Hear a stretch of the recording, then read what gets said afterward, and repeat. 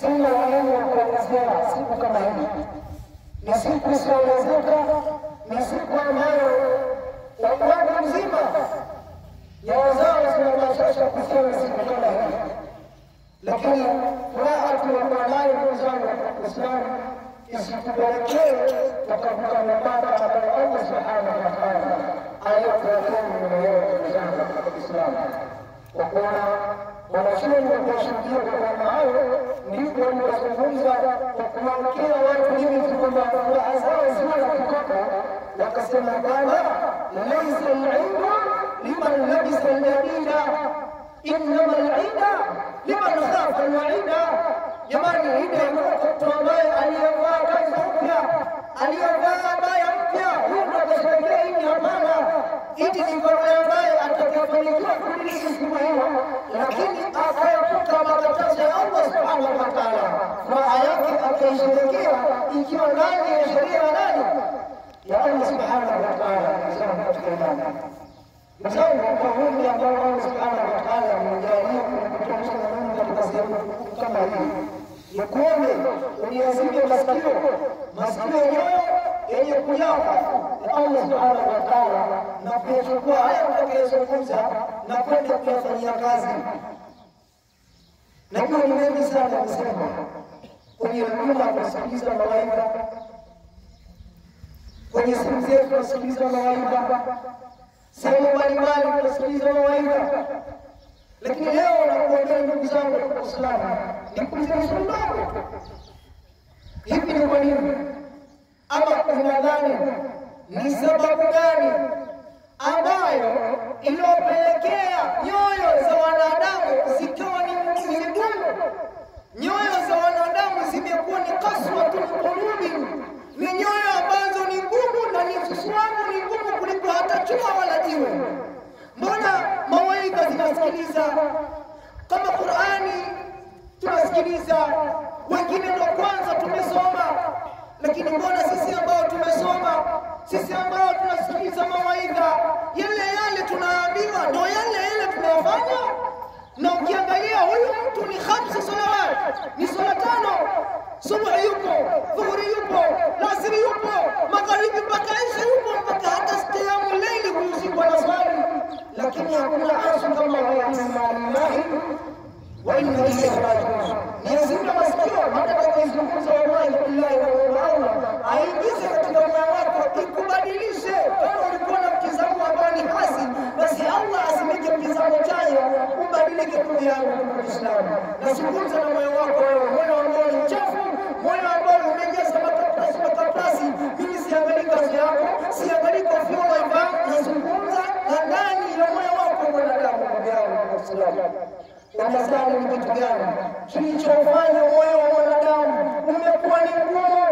Tumeingia ndani ya mwezi mtukufu Ramadhani tukidhani kwamba nyoyo watu zitasafika, lakini hao ndio kwanza tuko pale kana kwamba ndio mtu hajafanya lolote. Inna lillahi wa inna ilayhi raji'un.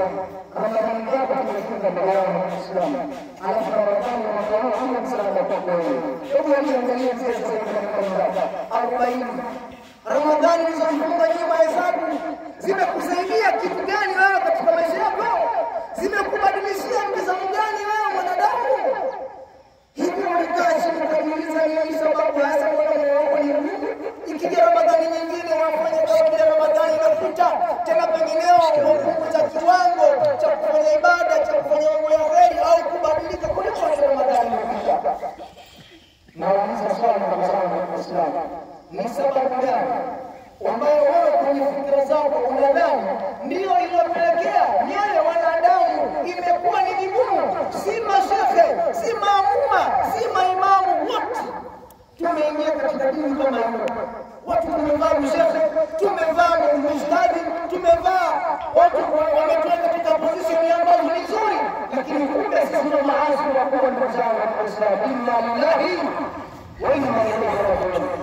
Ni sababu gani imepelekea nyoyo za wanadamu zimekuwa ni ngumu, haziamiliki wala hazielezeki? Ndugu zangu katika Uislamu, swali hili limeleta kwa nini ndugu zangu Waislamu? walikuwa wenzetu waliotangulia katika wema walikuwa kimbizana.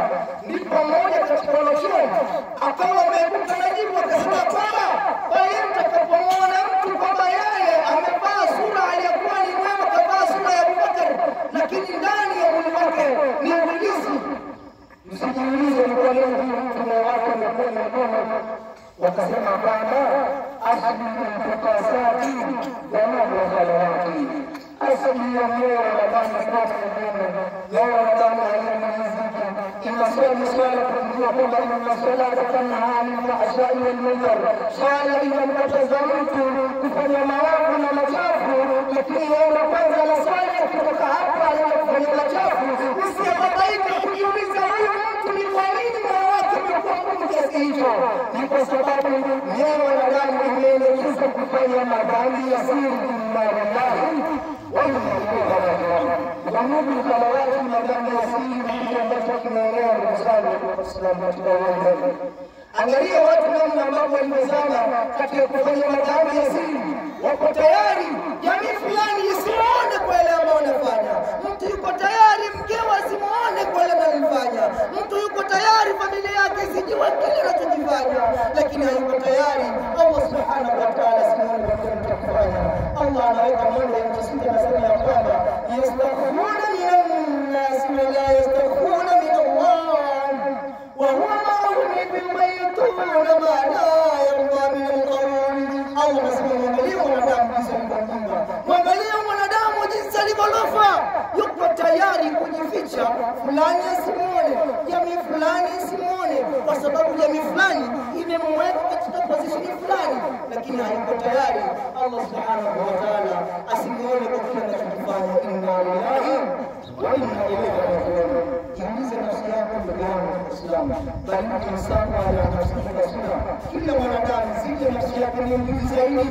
Jiulize nafsi yako, ni mangapi ambayo tumeyafanya ambayo hatuko tayari jamii yetu ijue, tunajificha familia zetu sijue. Nafsi itakwambia hauoni hotel makaprashi umejaza katika simu yako, umewekea password, na sasa hivi kuna mafaili ya kuficha. Mtu anatafuta faili anaficha makaprashi yake, mapigano kucheza sauti za uchafu anazijaza, anazifungia, anajiaminisha kwamba password ndio kizizi, hakuna atakayeona. Swali la kuuliza wewe ambaye una sifa kama hiyo, je, Allah subhanahu wa ta'ala anaona au haoni? Ndugu yangu Muislamu, Allah anasema ndani ya Qur'an, ma yakunu min najwa thalathatin illa huwa rabi'uhum wa la khamsatin illa huwa sadisuhum wa la adna min dhalika illa huwa ma'ahum ma kanu. Allah anaeleza ndani ya Qur'an, anasema hayapatikani mambo baina ya watu wawili wakiwa watatu Mungu ni wanne, wakiwa wanne Mungu ni watano, watano ni wasita. Chini hapo hata ukiwa mmoja, Mungu subhanahu wa ta'ala yuko pamoja nawe, hauna sehemu ya kujificha. Ndugu yangu Muislamu, wewe unamwasi Allah subhanahu wa ta'ala kwa kujiaminisha hili giza, hakuna anayekuona. Je, Allah subhanahu wa ta'ala anakuona? Huoni wewe ambao kazi yako ni kuwasumbua watu? Unafanyia watu, unawatia watu vitu ambavyo kutoa dini yao, unajua kwamba hawajua hataenda kwa fulani, hataenda kwa mtengenezaji au kwa mtu gani ambaye anashughulika na ratiba, hawatakaa wakajua. Na kuuliza swali ndugu yangu Muislamu, hali nayo waka au nayo waka, Mungu anakuona unachokifanya au hakuoni? Ndugu yangu Muislamu, kijana mwenzangu, ujasiri wa kusimamisha kiti wako kutoka kwa wakati watu hali ya kuwa Mungu subhanahu wa ta'ala ni Bwana. Unajiaminisha kwamba hakuna anayekuona, baba yako hakuoni, nani aliyewa kile kitendo cha kufanya mzinifu. Lakini je, Allah subhanahu wa ta'ala anaona kwa kile unachokifanya au haoni? Ndugu yangu wa Kiislamu, wewe mzee ambao uko tayari kumchiti mkeo, unafanya maasi kwa kujiaminisha kwamba mkeo hayupo, haoni kile unachokifanya. Na wewe mwanamke ambaye unafanya maasi kwa kujiaminisha kwamba mumeo hayupo wala haoni unachokifanya, amesafiri kwa mbali, na kuuliza swali, hali la yaraki am la yaraki? Mungu anakuona unachokifanya au hakuoni? Ndugu yangu katika Uislamu, kwa yote tunayofanya Allah subhanahu wa ta'ala khabiru. Mwenyezi Mungu anayejua vizuri, ndugu zangu wa Uislamu, anayeona. Ikiwa Allah subhanahu wa ta'ala anasema ya'lamu kha'inatal a'yuni wa ma tukhfi sudur, Mungu anajua khiana za macho na anajua yanayofichika katika nyoyo. Ndugu yangu wa Uislamu, kuna sehemu gani kujificha wewe? Unapata watu jasiri wa kumwasi Allah subhanahu wa ta'ala. Ndugu yangu wa Uislamu,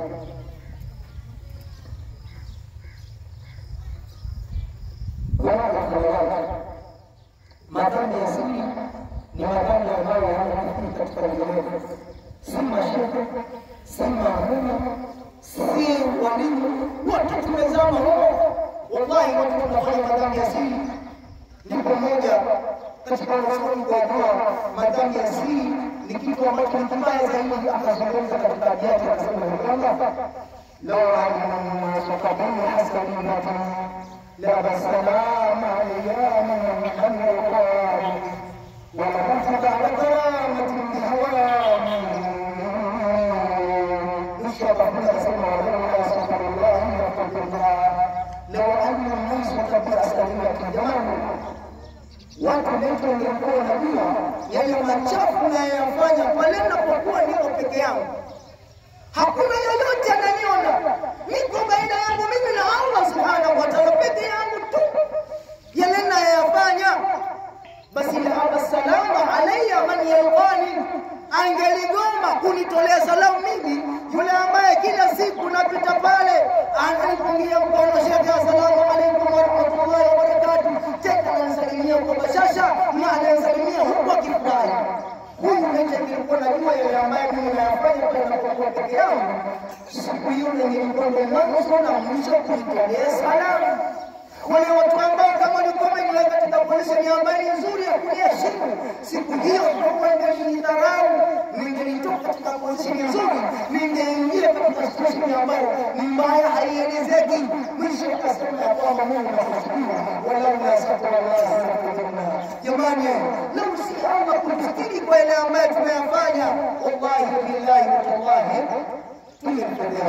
Leo wakati tunafanya mambo machafu, familia zetu hawajui, mke wa zetu hawajui, jamii haijui yale ambayo tunayafanya. Sasa huu ni ujumbe wa leo na kwambia ndugu yangu Muislamu, kama wewe unajijua ni mwana baba unamchiti mkeo, kama unajijua wewe mwana baba unafanya maasi, tena kuna wengine mpaka ndani ya mwezi mtukufu Ramadhani, mwingine ndani ya mwezi mtukufu Ramadhani anamwasi Allah subhanahu wa ta'ala. Sisi hatujajua, familia yake haijajua. Nataka kuambia kwamba hiyo ni stara na ni neema kubwa sana mbele ya Allah subhanahu wa ta'ala. Kabla hiyo stara haijakuchomokea ndugu yangu wa Kiislamu, rudi kwa Allah, tulie kwa Mwenyezi Mungu subhanahu wa ta'ala. Mmoja katika wasemaji anasema ya kwamba malakul maut la yaqbalu alhadaya ya mas'ulin sawfa tadhharu alkhafaya madha taf'alu fi hujratika madha taf'alu hina taqulu bi nafsika madha taf'alu hina taqulu fi baytika. Wakati wa kuchomoa roho yako, hata utoe posho ya aina gani hawezi kukubali.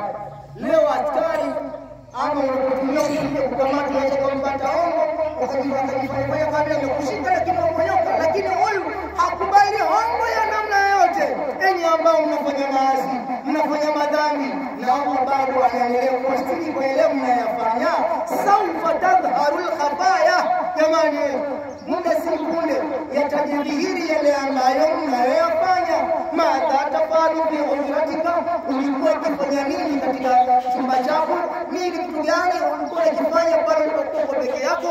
Makaprashi gani ulikuwa umejaza katika simu yako? Ndugu yangu Muislamu, kabla Allah hajafikiwa hayo ndugu zangu Muislamu, basi acha ndugu yangu Muislamu kuona halawati kabla ya madhani ya siri yakikuli sana katika ulimwengu. Ndugu zangu Muislamu, ndio maana unakuta mioyo ya wanadamu ilikuwa mashehe wanaendesha ibada kimbadobado, mashehe wanaendesha umaamuma, siku mcha Mungu misikiti na imebaki ni shakalabaka la ukikombea maamuma au ustadi au mashehe wa kipindi hiki ni tofauti na kipindi cha Mtume Muhammad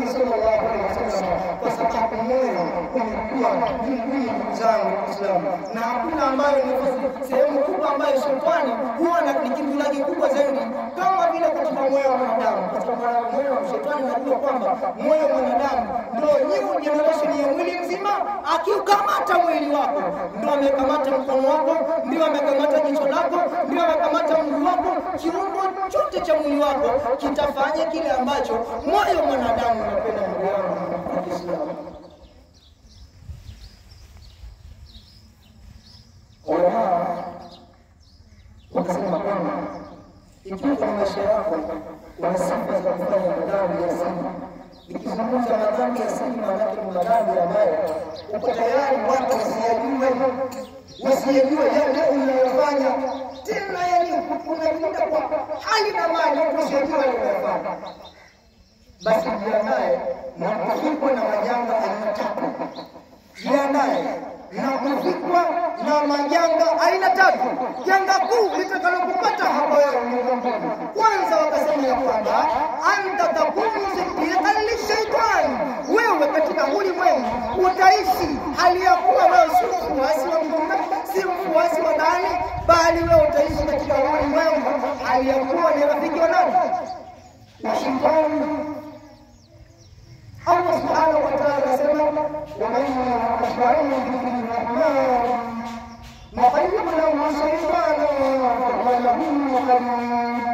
katika ulimwengu utaishi mambo ya Allah akayaona kushoto ana time nao, anaelezwa hili ni baya, haya ndio yeye anataka, anaelezwa hili acha ni chafa, huwezi kuambia chochote hapo, hii ndio story yangu na mwanangu unapata happy kupitia kwa hili, huwezi kuambia wote. Sasa huyu ambaye atakayefanya hivi atakaishi kinyume na utaratibu wa Allah subhanahu wa ta'ala, basi Allah anasema ya kwamba tutamfanya shetani kuwa ndio rafiki yake, tutamsogeza karibu, shetani atakuwa ndio rafiki yake, watakuwa katika shetani katika vyapia shetani ya moto wa jahannam siku ya kiyama. Wa Islam, inna lillahi wa inna ilaihi raji'un. Janga la kwanza. Janga la pili wakasema ya kwamba mtu ambaye aliye na sifa ya kufanya madhambi ya siri ajiandae na kufikwa na mwisho mbaya. Wakasema yusabbibu su'a al-khatima, dhunubu khalawati yusabbibu su'a al-khatima, madhambi ya siri yanamsababishia mhusika anayefanya ile madhambi ya siri kuwa na mwisho mbaya, mwisho ambao hakutarajia kuondoka nao hapo duniani. Ndugu yangu wa Uislamu, wanaeleza kisa cha Bilal mmoja ambaye alihakika kuwa ni muadhini katika msikiti fulani. Huyu Bilal si Bilal bin Rabah, Bilal wa Mtume Muhammad sallallahu alaihi wasallam. Bilal akasema Bilal maana mtu ambaye anaadhini katika msikiti wote wa Bilal. Sasa huyo Bilal alikuwa akitoa adhana katika ule msikiti takriban miaka isiyozidi kupungua 40. Jamaa anatoa adhana kuita watu kwenye swala, hayya ala salat. Jamani gani kwa swali, hayya ala salat. Jamani kwani kufaulu kama vile kufanya ibada ya swala joini kufaulu, achana na biashara zenu. Anawangalia watu kwa sauti ambayo alhamdulillah Allah alikuwa amemjalia sauti nzuri Bilal. Bilal huyo pamoja na kutumikia msikiti ule miaka 40 na watu wakamweka katika position ya hali ya juu, lakini ilikuja kuwashtua watu siku ya kuondoka kwake duniani. Huyu bwana kuondoka ambako kulioacha watu midomo wazi na kuuliza alifanya nini huyu, mbona tulikuwa tunataka kuona hali kama hii? Watu wakashtuka. Siku ya Bilal anawaambia watu ambao wako karibu yake, kwa sababu alikuwa ana maradhi ambayo la yurja kuku, anawaambia jamani, tembezoni hapa hakuna msaada, nipeni msaada haraka sana, nipeni msaada. Wakatoka mkuku kumtafutia msaada bwana, wakajua kama huyu bwana kitendo atakufanya labda atababu kwa Qur'an aondoke vizuri, wakamtafutia msaada. Ulipoleta msaada yule bwana pale akachukua msaada na kunyanyua juu, akasema al-ana tafutu hadha al-kitaba wa kafartu billahi wa inna ilaihi raji'un. Leo kuanzia leo niko kinyume na kitabu hiki na niko kinyume na bwana Mtume Muhammad sallallahu alaihi wasallam. Inna lillahi, angalia mambo ambayo kumtumikia Uislamu. Miaka ambayo ukilinganisha na mtu ambaye amehangaika dunia amefika kwenye masafa marefu, lakini jamaa alikuwa msikitini, yeye na msikiti na yeye, lakini leo anakufa anakipinga kile ambacho alichokuwa anakihangaikia katika ulimwengu. Watu wakashtuka, shida ni nini? Tatizo ni nini huyu bwana? Mbona leo ameenda kinyume na kitu ambacho alichokuwa anakiangikia muda mrefu, amekimalizia umri, amekimaliza wake anachakaza kwa ajili ya jambo hilo. Lakini baada ya kuanza mtiaji mmoja, kwa sababu Bwana anajua, akasema mtu anaona maelezo haya ili hata wengine wapate kujifunza. Akasema jamani, wanadamu kwa kweli mlikuwa mmeweka katika maisha haya, alikuwa ni mwanadamu katika msikiti huo, ndio kweli alitumikia miaka alitumikia mpaka kuondoka. Lakini leo naomba niseme kitu kimoja, ndugu yangu pamoja na kuwa alikuwa ni imamu, eti alikuwa ni bilali katika msikiti, ndugu yangu alikuwa ni masomo moja ambaye alikuwa mzuri katika maisha yake. Yeye alikuwa akitoka msikitini, akiingia ndani ya nyumba yake akijifungia, alikuwa akipenda sana kuangalia picha za watu. wa inna ilayhi raji'un.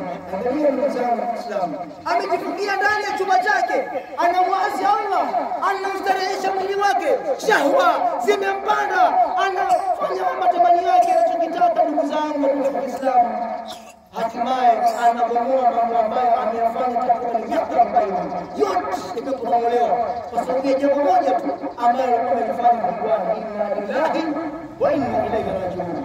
Mungu salawati yusabihu su'a al-fatima. Madhambi ya siri yatakusababishia wewe mwanadamu kuwa na mwisho mbaya, kuwa na mwisho ambao haukutarajia kuondoka nao duniani, mpaka watu watakuwa wanakuelezea historia. Ndugu yangu mtukufu wa Uislamu, ni wengi tunafanya madhambi ya siri. Basi kwa maana haya yanayozungumza, wallahi wa billahi wa tallahi, kila mmoja azungumze nafsi yake.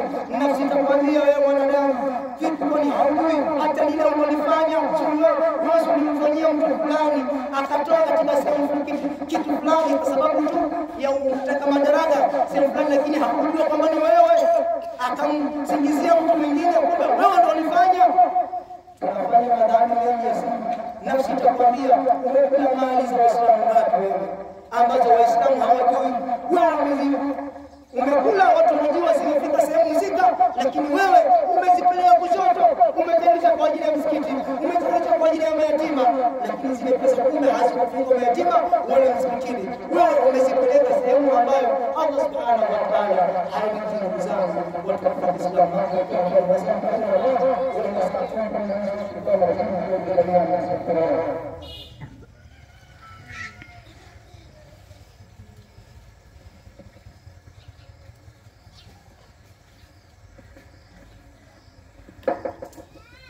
الله الله الله الله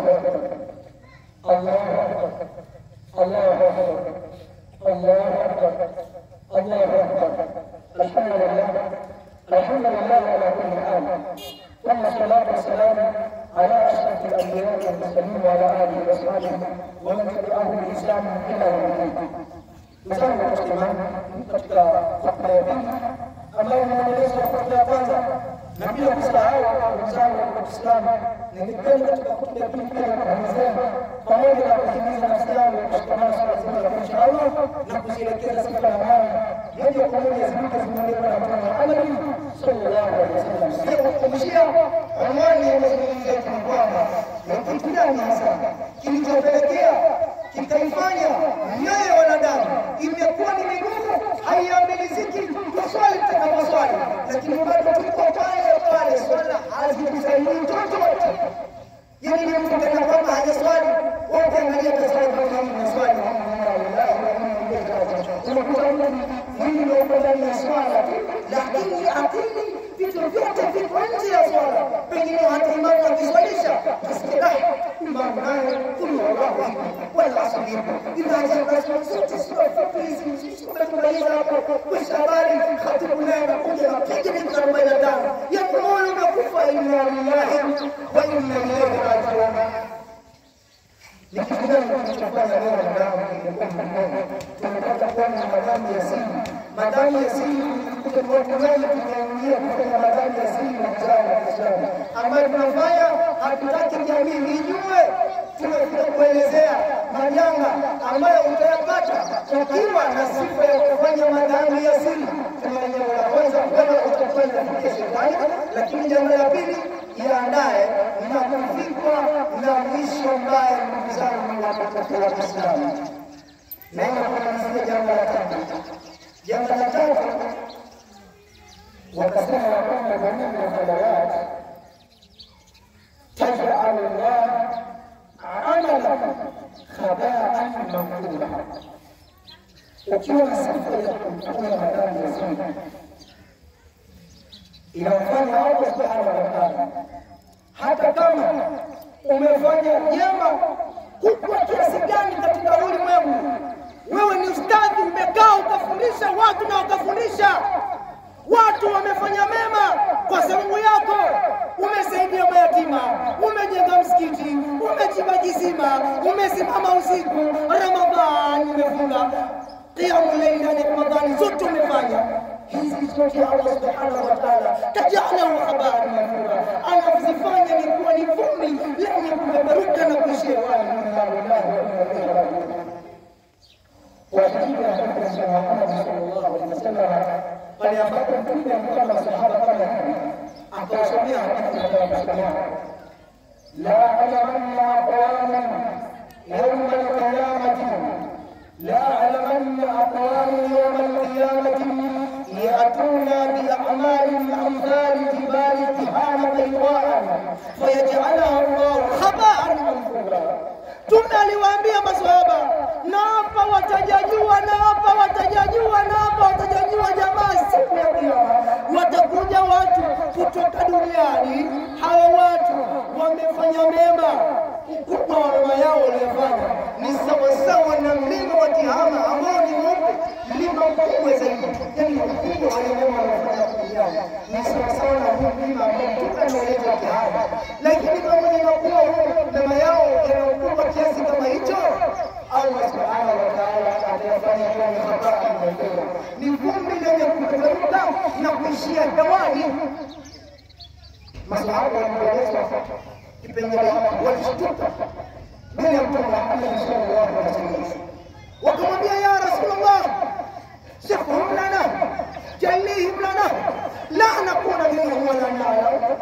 Mtume wa Mwenyezi Mungu atuache, tuelezee, tutadambulie hao watu ni watu wa dizaini gani.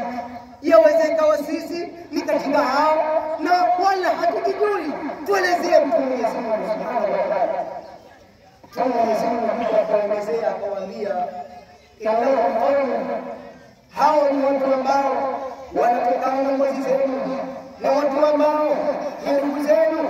La innahum qawmun idha khalu bi maharimillahi intahuha, ni watu ambao wanatokana na ngozi zenu, kwa maana ni kizazi chenu, ni jamaa zenu, lakini wao ni watu ambao pale ambapo wanapojitenga na maharamisho ya Allah, anapojua kulia hakuna anayemwona, kushoto hakuna anayemwona, mbele wala nyuma hakuna anayemwona, basi yeye intahuha, anayavunja yale maharamisho ya Allah subhanahu wa ta'ala. Inna lillahi wa inna ilayhi raji'un. Leo watu ambao tunafanya madhambi ya kujadilisha watu, hakuna yetuona ndugu zangu wa Uislamu. Na wanachuoni wakaenda mbali zaidi, wakasema ya kwamba mtu ambaye atakifanya madhambi kwa kumwogopa mwanadamu, kujificha mwanadamu asimuone, huyo moja kwa moja ameingia katika shirki. Kwa sababu gani? Ja'ala Allahu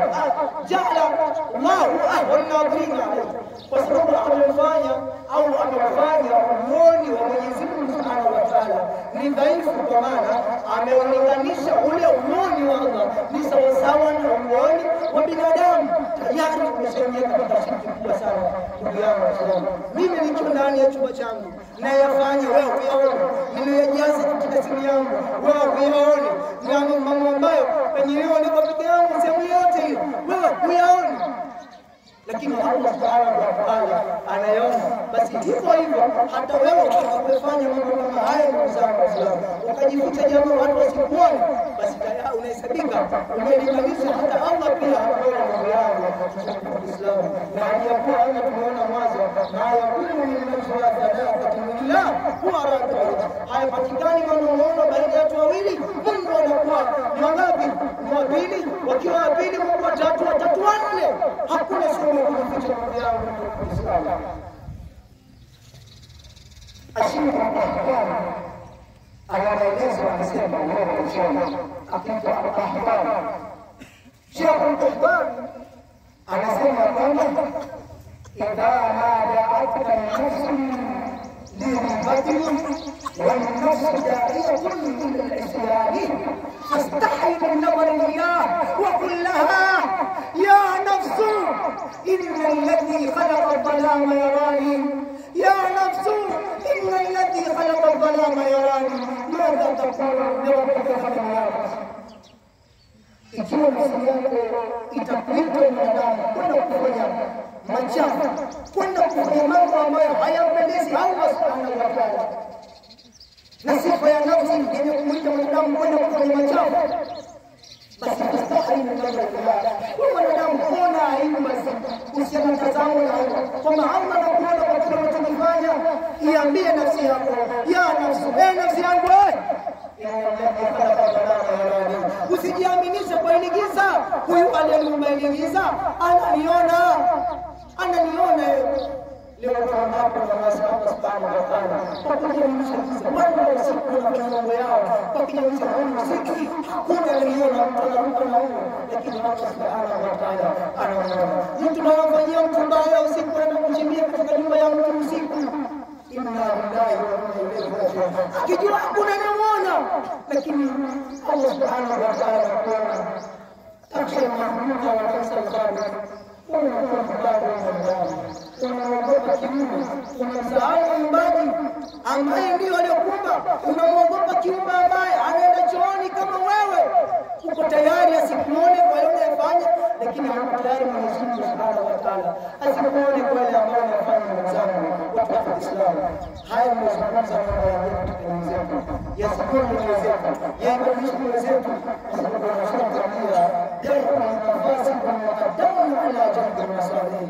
Watu wa Sunna wanasema kuondosha machafu ambayo yamezikumba nafsi, yenyewe uchafu na uchafu yale ni bora zaidi kuondosha kabla ya kuletea maslahi. Hata shambani wewe kupeleka trekta likalime, aliyokuwa shamba ni chafu. Sasa moyo yetu imekuwa ni michafu, mawaidha yanashinda kukaa kwa sababu ni michafu, mawaidha tunashinda kuelewa kwa sababu sisi kuna